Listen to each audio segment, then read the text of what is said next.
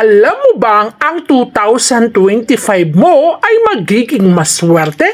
Lalo na kung may alaga kang pusa.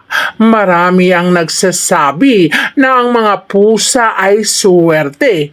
Yan ay hindi sabi-sabi kundi katotohanan lamang. Sapagkat ang alaga nating pusa ay nagpapasok ng positibong enerhiya.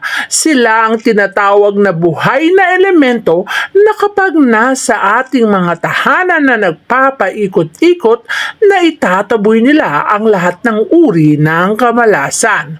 At kung gusto nyong mapatunayan ang swerteng dala ng inyong mga alagang pusa, may mga bagay silang ginagawa na humahatak ng kaswertihan.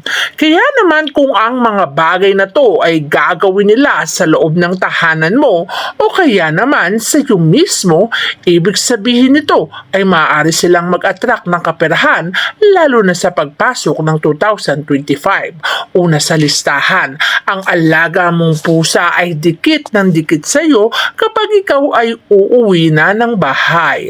Alam mo ba ang ating mga alagang pusa kapag ito ay naging clingy o laging dikit ng dikit sa kanilang master, ibig sabihin ipinapahiwatig niya na ang master niya ay yayaman sa taong 2025. Kaya naman pakiramdaman nyo ang alaga nyong pusa.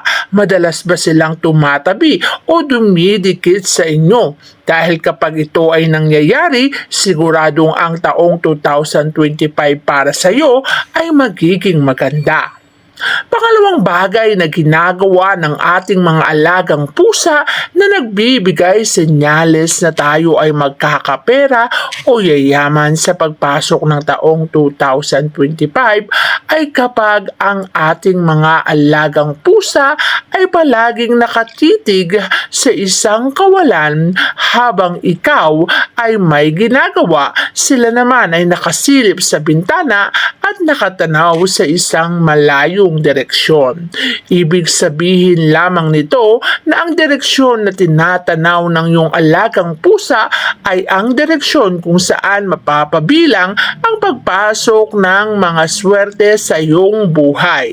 Kung ang direksyon na yan ay malapit o kaya naman mismo sa loob ng iyong bahay, ibig sabihin doon mismo may papasok na swerte, lalo na nga kung ito ay nasa wealth area. Ang wealth area kasi ay lugar ng pera. Kapag ang iyong alagang pusa ay madalas dito pumupwesto o kaya naman dito lumulugar, ang wealth area na yan ay senyales ng kaperahan.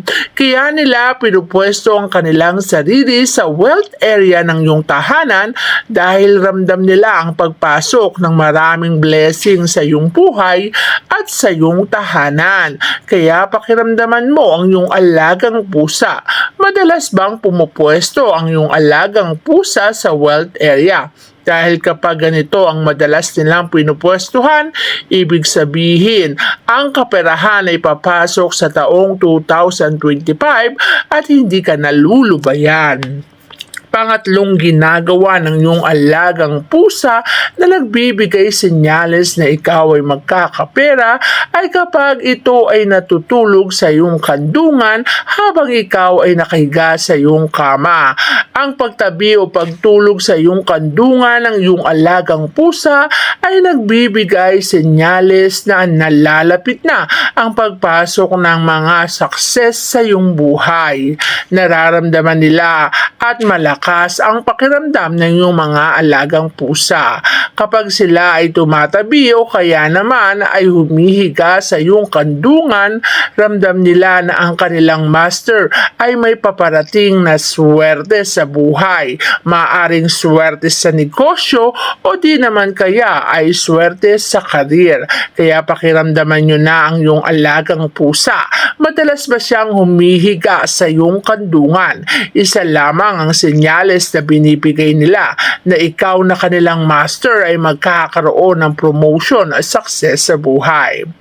Isa pang senyales na binibigay ng ating mga alagang pusa ay kapag sapit ng pagsalubong ng bagong taon, sila ay nag-iikot o kaya naman ay lumulusot sa mga sulok-sulok ng iyong tahanan.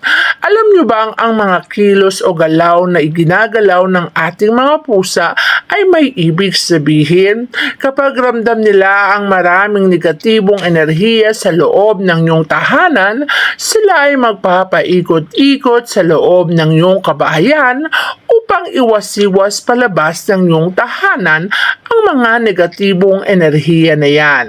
At kapag natanggal nila ang lahat ng klase ng negatibong enerhiya sa mga stagnant na lugar sa tahanan, ang kasunod nun ay pagpasok ng positibong enerhiya. At kapag ginagawa nila ito sa pagsalubong ng bagong taon, ibig sabihin nais ng yung mga alagang pusa na ang pagpasok ng taong 2025 sa inyo ay maging maganda. Kung kaya't itinataboy nila ang mga negatibong enerhiya.